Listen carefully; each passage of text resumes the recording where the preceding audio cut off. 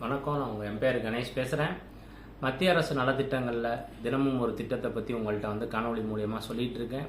இன்றைக்கி ஏழை மக்கள், நடுத்தர மக்கள், கஷ்டப்படுறவங்க எல்லாமே ஒரு வீடுங்கிறது மிகப்பெரிய கனவாக இருக்கும். அந்த கனவை மத்திய அரசு நனவாக்கணுங்கிறது தான் அவங்களோட குறிக்கோளாக வச்சு பிரதான் மந்திரி ஆவாஸ் யோஜனா அப்படிங்கிற ஒரு திட்டத்தை 2016 ஜனவரியிலேருந்து அமல்படுத்தியிருக்காங்க. இதுவரை அந்த திட்டத்தில் 4.21 கோடி பேர் பயன்பெற்றிருக்கிறாங்க. இதில் நகர்ப்புறத்தில் 1.21 கோடி பேர் கட்டியிருக்காங்க. இதில் 80 லட்சம் பேர் குடியேறி போய் பயன்பெற்றிருக்கிறாங்க. இதில் கிராமப்புறத்தில் 2.94 லட்சம் பேர் பயன்பெற்றிருக்காங்க. சரி, இதை நம்ம எப்படி கவர்மெண்ட்லேருந்து வாங்கலாம் அப்படிங்கிறத நான் உங்களுக்கு இந்த காணொலியாக சொல்கிறேன். முதல் விஷயம், இந்தியாவில் இருப்பவர்கள் எல்லோரும், அதாவது ஆதார் கார்டு வச்சுருக்கவங்க எல்லோரும் இதை பயன்பெற்றிருக்கலாம். அடிப்படை மக்கள், கஷ்டப்படுறவங்க, இது எல்லாருமே இதில் நம்ம யூஸ்ஃபுல்லாக இருக்கும். இவங்களுக்கு எப்படி வாங்குறதுனா, மாதம் வருஷத்துக்கு 3 லட்சம் ரூபா, அதாவது கஷ்டப்படுறவங்க இருக்கிறவங்க அப்படின்னா 3 லட்சம் ரூபாக்குள்ளார வருமானங்கள் இருக்கணும். ரெண்டாவது நடுத்தர குடும்பம்னா 6 to 9 லட்சம் ரூபா மட்டும் வருமானங்கள் இருக்கணும். இவங்க இந்த திட்டத்தை பயன்படுத்திக்கலாம். ரெண்டாவது அடுத்தது, இதில் விண்ணப்பியருக்கு எக்காரணத்தை கொண்டு சொந்த வீடாக இருக்கக்கூடாது. இதே மாதிரி திட்டங்களை மத்திய அரசோட திட்டங்களாக பயன்படுத்தி இருந்தாங்க அப்படின்னா, இதுக்கு முன்னாடி இந்த திட்டத்தின் கீழே பயனடைஞ்சிருந்தாங்கன்னா அவங்களுக்கு இந்த திட்டம் செல்லாது. மேலும் இப்போ இந்த லோனை வாங்கணும் அப்படின்னா 2 வகையில் வாங்கலாம். ஆன்லைன், அது எப்படி ஆன்லைனில் நம்ம பதிவு பண்ணலாங்கிறத நான் உங்களுக்கு அந்த வெப்சைட்டை கொடுக்குறேன். ரெண்டாவது நம்ம இப்போ அருகில் உள்ள குடிசை மாற்று வாரியம் இருக்கும், அவங்கள்ட்ட பதிவு பண்ணலாம்.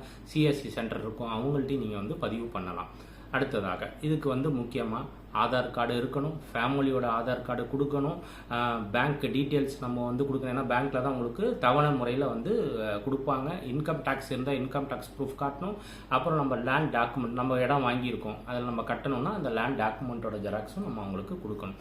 இதை நம்ம கொடுத்தோம்னா இதை அவங்க பகுதியாக பிரித்து நமக்கு கொடுப்பாங்க. இப்போ லோனாக எடுக்கிறாங்க அப்படின்னா 18 லட்சம் வரை இருக்கிறவங்களுக்கு வட்டி ரொம்ப கம்மியாக கொடுக்குறாங்க.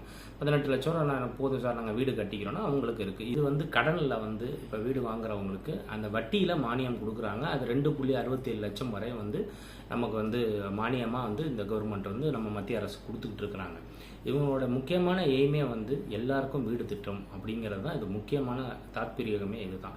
மேலும் இப்போ 2025லேருந்து 2026 வரை மத்திய அரசு 80,671 கோடி ரூபா ஒதுக்கியிருக்காங்க. இப்போது இது போன வருஷத்தோட 18% இன்க்ரீஸ் பண்ணியிருக்காங்க. இன்க்ரீஸ் பண்ணி மக்கள் வீடு இல்லாமல் கஷ்டப்படக்கூடாது அப்படிங்கிறதுக்காக ஒதுக்கியிருக்கிறாங்க. மேலும் இதே திட்டத்திலே பார்த்தீங்கன்னா வெளி கழிப்பறைகள், அதாவது பொதுமக்கள் சில இடத்துலலாம் என்ன பண்ணுவாங்கன்னா வெளியில் போய் கழிப்பறைகள் யூஸ் பண்ணிட்டு இருந்தாங்க.